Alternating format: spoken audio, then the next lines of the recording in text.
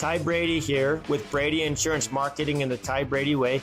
As a successful entrepreneur myself, I'm passionate in helping other entrepreneurs do the same as they rise from rags to riches and get inspired each week on the stories they tell here at the Ty Brady Way.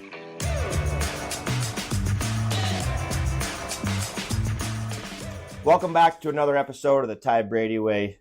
Today we have Brittany Black on the show. You know, it took a little while to get you on the show. It really did. Busy lady. Yeah, you are.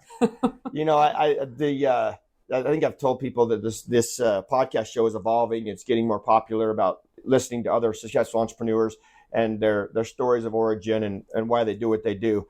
But, you know, let's start with, you know, a little bit about your background and then what you do now. So tell me why you do what you do and why you're passionate about it, a little bit about your background, how you got into the industry you're in now. So I'm a mortgage broker. I own Satori Lending Co. Kind of a long story of how I got to where I am now. I, in 2010, got divorced, and I was a single mom, 3 young kids under the age of 5, and didn't work full time. So I had just part-time jobs. I'd worked in a restaurant. I'd done this and that, sold jewelry at home parties. And so I needed to get a full-time job to take care of my kids, to go through the divorce, to do all of those things. We had also just gone through a bankruptcy. And in 2011, as the divorce progressed, we ended up short selling our home. Oh. So I've experienced all of the things, or a lot of the things. So I found a full-time job. I hated it. I worked in a cubicle. I couldn't handle it. I didn't get interaction with people. And so I ended up randomly finding a job in a mortgage office. Okay. And they needed an assistant. I applied. I had bought 2 homes in the past, knew nothing about what goes into buying a home other than I'd signed a bunch of paperwork, right? But I didn't actually understand the process. So I started working for a mortgage company. I eventually, a few years into that, decided to get my license so that I could be a loan officer as well and help people. And that has since transpired. But in 2014, still a single mom, I was renting and I kept being told we have to sell the home. One of them was short selling their home. The next person decided to sell. So I had moved my kids many, many, many times in a short period. And I thought to myself, I really need to figure out how I can just buy a home so that we can have a place to stay and not be subject to other people telling us what we have to do. So with what I had learned in working in that mortgage office, I was able to repair my credit. I was able to get qualified as a single mom and purchased a home in an area that I wasn't necessarily thrilled to live in, and a home that I didn't necessarily think was my dream home by any means, but it was a huge stepping stone for me, and it gave us that security. It gave us a place of our own. We didn't have to worry about someone coming in and telling us we have to move again, or rent's going up, or this is changing, or you can't, do this in the backyard or paint the walls, whatever. So that moment really empowered me to understand the importance of home ownership and being able to go through the process. Even though I was divorced, I had had a bankruptcy, I had short sold a home, I had destroyed my credit through all of that process. But I learned how to rebuild that, and I learned how there can be options for you to be able to get through those things and still own a home. So that's the beginning of my story. You know, what's amazing is I interview people on the show. They've all had some type of event. Like, you know, mine was short sale my house, pulled out from underneath me, right? Yours is similar, where there was a life-changing event where it's like, hey, man, I got to figure this out. Mm-hmm. And it's a process. It isn't like, okay, all of a sudden tomorrow you open a mortgage lending company, right? Right. And it's stepping stones. You know, one of the things that I admire about you, and you said this before, is you may help somebody repair their credit, and it may be a year, 18 months before they're actually able to put an offer in on a home. Mm-hmm. So, I mean, you've been there and done that. What do you tell people that come to you that may have been in a similar situation where they destroyed their credit, or maybe made some poor decisions, or maybe they had an event where it was health, right? Health related, had to file bankruptcy. How do you walk somebody through that process? So I'm not a credit repair company, just first and foremost, sure. But I do know some things about credit. So I think one of the most important things for people to understand is we're in such an instant gratification world now, right? Like we want what we want yesterday. Yeah. And so when people want to purchase a home or when they want to improve their credit, they want to do it right now. And I think the biggest part is understanding, look, let's find out where you actually are right now. Here's the steps that we need to take, or here's some things that we need to do that are going to get you in a position that is going to help you be able to take that step to purchase a home. It's going to get your credit score to where you now have options for loan programs. You now have a better interest rate, and then you're going to be able to get into that home that you want, first home, next home, whatever it is, right? Yeah. So just being able to go through and say, hey, here's what's happened. Here's these things that you can do to improve. And here's about how long it's going to take you if you follow these steps. Yeah. And then here's what we can do once you've gotten to that point. I've done a loan application a few times, and one of the things it says, do you plan on buying a car in the next 12 months? Do you plan on opening a credit card, right? Because those things, if you're going to get approved for a loan, you've got to watch what you're doing in the meantime, Yes. right? And then provide bank statements and all those things, and it's always ongoing. But, are there programs out there for like first-time home buyers, VA? I mean, can you talk about those legally on the show? I don't know. But okay, so what kind of programs are out there available to buyers? Yeah, so there's all sorts of options, which is why it's super helpful to work with someone like me, a mortgage broker that has opportunity to use all of these different programs. So I work with tons of different lenders that I can take your information and say, okay, this program is going to be the best option for you, and we can compare it to a few others. But we can look at all of those. So there's first-time home buyer options that give you essentially a little bit better interest rate and a little bit better mortgage insurance premium because you're a first-time home buyer and because you make less than a certain amount of income for the area. Okay. It's area based though. It's area based. Okay. Yes. Are there also grants I've heard or first time? Yes. So I think I had a buddy way back when where he got some kind of, like, if you keep it for 10 years, you don't have to pay back the X amount of dollars they gave you. But if you sell it, you got to pay that back at closing or whatever. Is that? Yes. What so is that? there's grants available that are done through the city or the county. So we can check those as well.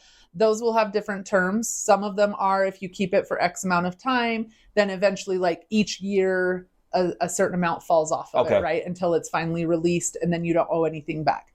Some of them do require that if you sell or refinance the home in the future, then you do have to pay back X amount that you borrowed for that or that you were given for that. So we can look through all of those. They are all income capped. So if you make more than a certain amount of money, depending on your household size, then you may not qualify for them, right? So we look at all of those factors. We do have, I mean, you always hear about conventional loans. You hear about FHA loans. We have VA loans. We have USDA loans that are for your rural areas, which is getting pushed a little bit further and further as some of our areas become less rural with people moving a little further out from the main valley. Does that give them maybe a better interest rate? Yes. And because they're trying to draw people to those areas.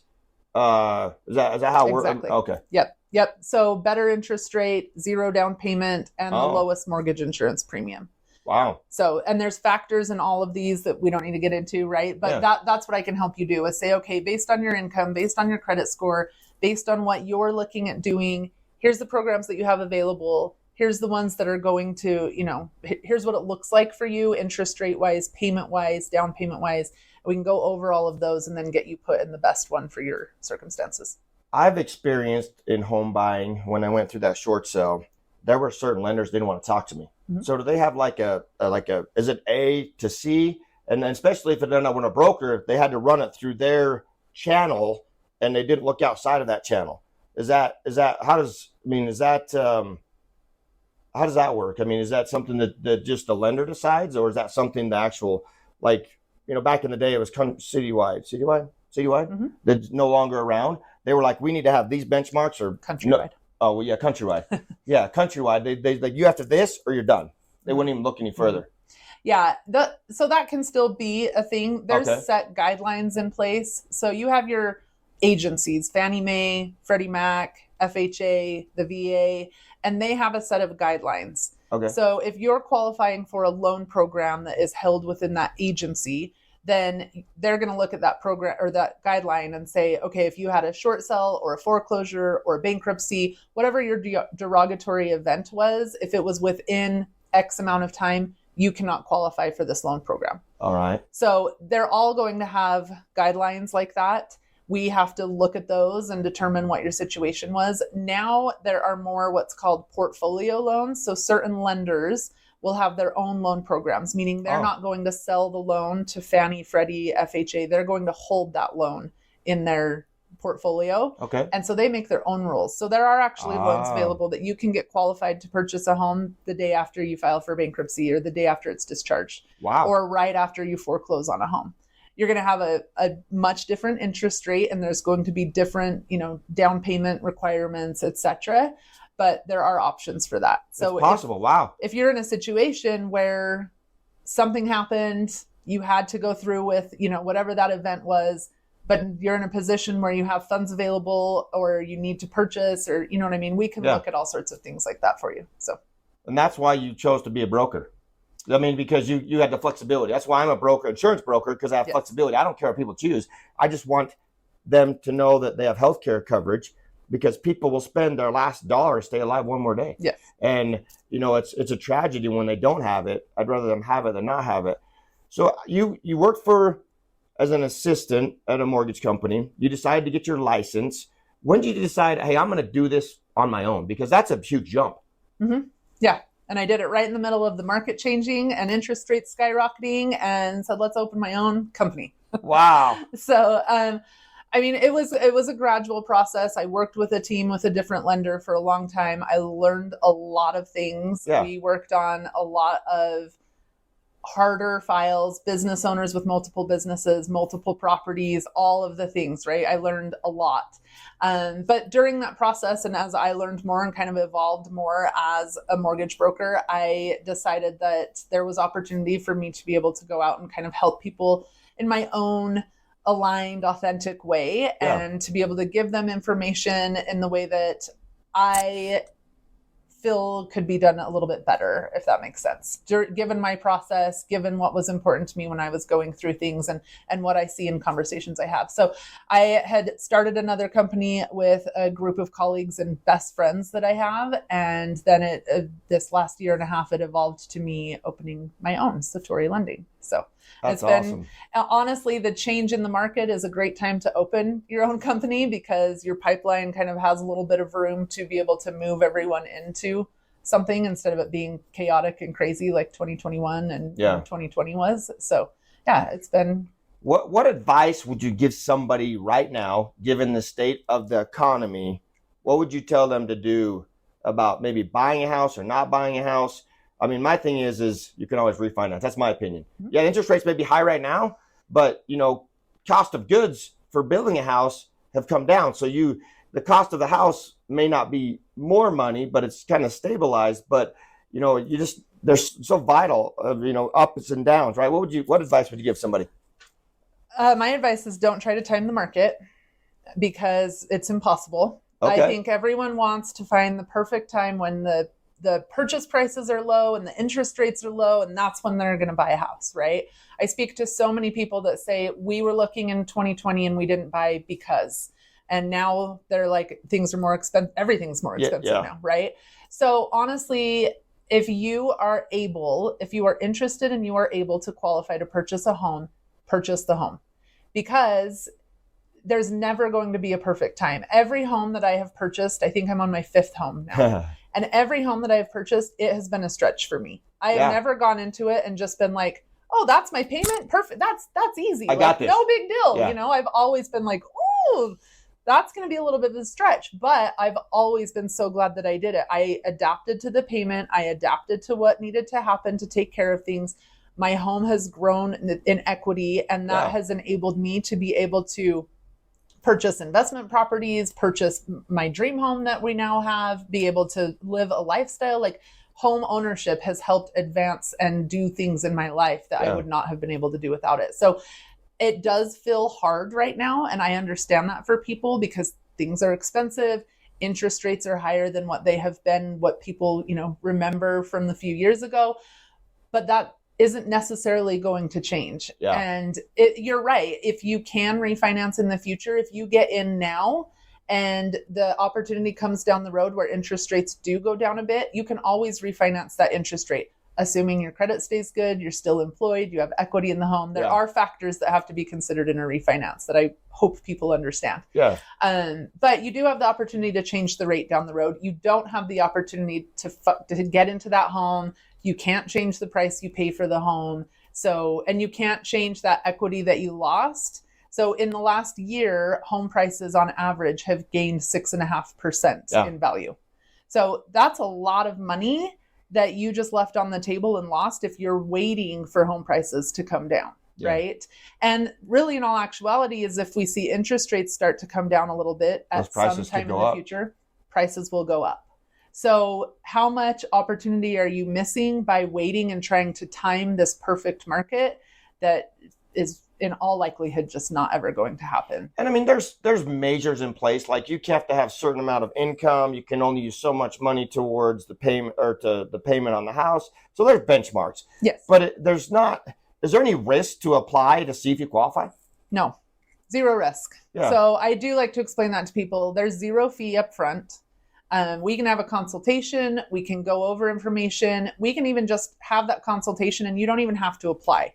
If you're not comfortable with that, we can just run some hypothetical numbers. We can talk about what your income is, talk about what your approximate credit score and your monthly debts are. Yeah. And I can put together numbers for you just to give you an idea.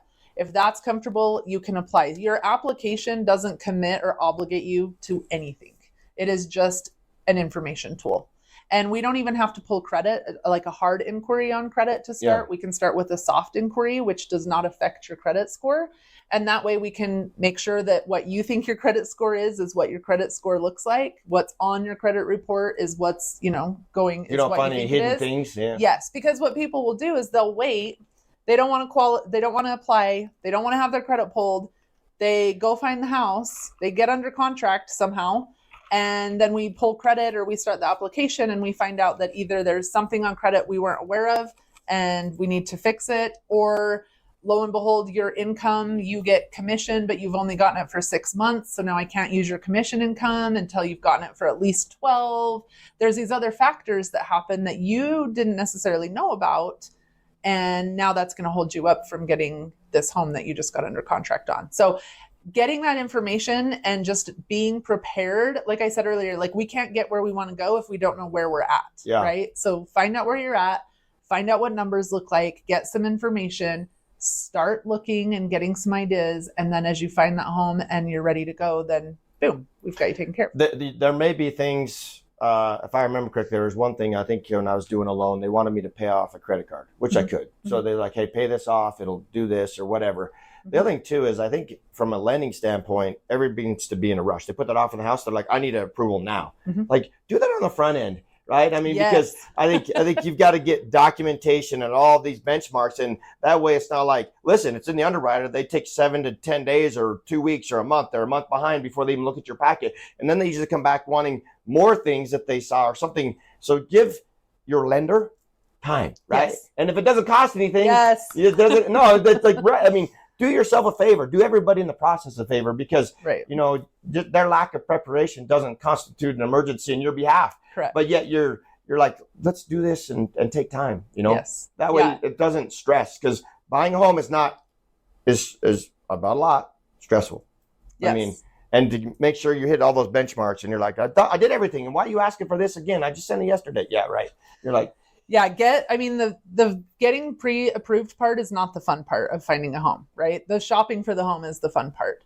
So 100% agree, get all of that out of the way, make sure we've cleared everything, make sure there's no red flags or questions or concerns, right? Like, let's not have any big speed bumps. Not saying there might not be speed bumps that come up, because as we get more information, it shows more things, right? And so there could be things, but the more that we get that cleared and out of the way up front, then once you've got under contract on the home and we do have a time frame and deadlines that we're trying to hit, then it can be really as smooth as possible sailing.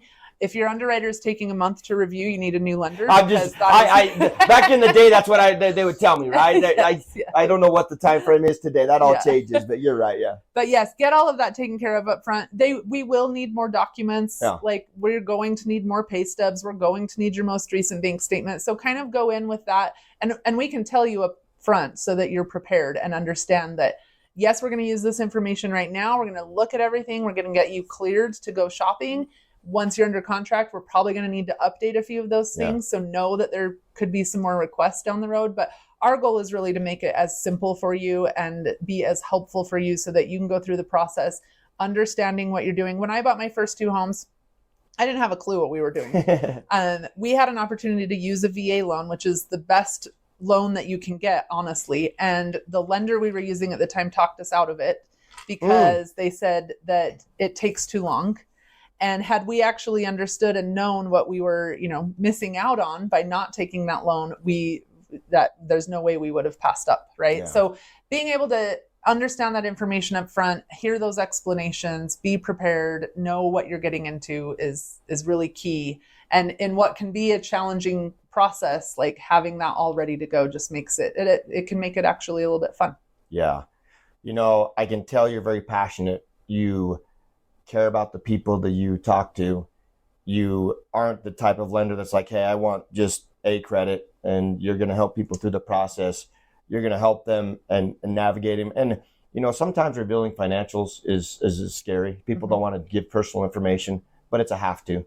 And me giving, I don't want, why do they need that? But you have to do it. I've purchased enough homes now. It's like, hey, whatever. But the last, part of the show, any advice you would give the audience, about mortgages or kind of what your insight is. And again, I appreciate you being on the show, your passion and finally connecting. Just your last thoughts and we'll wrap this up. I would say if you have that desire to own a home, don't let the media and your uncles, brothers, aunts, all of these people's opinions sway you from that. Homeownership really is, part of the American dream. And it's also still known as the best way to build wealth and generational wealth at that too. And I understand that we're in a different situation. People are very short-sighted, right? So 2020, 2021, we had amazing interest rates. We will not see those interest rates again unless we come across some other, major event, right? But look beyond that and understand the benefits of owning a home, which there's many, many that we could list, right? But don't let the media or family or friends' opinion hold you back. Just get the information, see what opportunity you have, and understand what that could do for you, for your family, for your children, and your future, really. So I loved how you said, there's not a better time, right? Mm-hmm. And, 6%, you're missing out. Just the last year, you're missing out on 6% in equity you could have had. Yeah. And, like buying a home, when you're paying somebody rent, you're building their dream instead of yours. Yes. And home ownership is the American dream. Mm-hmm. Well, thank you for being on the show, Brittany. You're welcome. Thank you for having me. Yes. As always, share, like, and subscribe, and we'll catch you on the next one. Thank you for listening to another episode of the Ty Brady Way. As always, share, like, and subscribe. Go to Instagram at ty.r.brady. And as always, love hearing from you. And let me know what you want to learn on the show or what you'd like me to bring up on the show. Thanks. You can find the Ty Brady Way on Instagram as well as Facebook. To stay connected with giveaways and Ty himself, go ahead and follow at ty.r.brady on Instagram as well as Facebook. This podcast was recorded, edited, and produced by Whitney Faith Media Marketing. And the theme music is an excerpt from Hot Chicken of the Woods by Isaac Joel.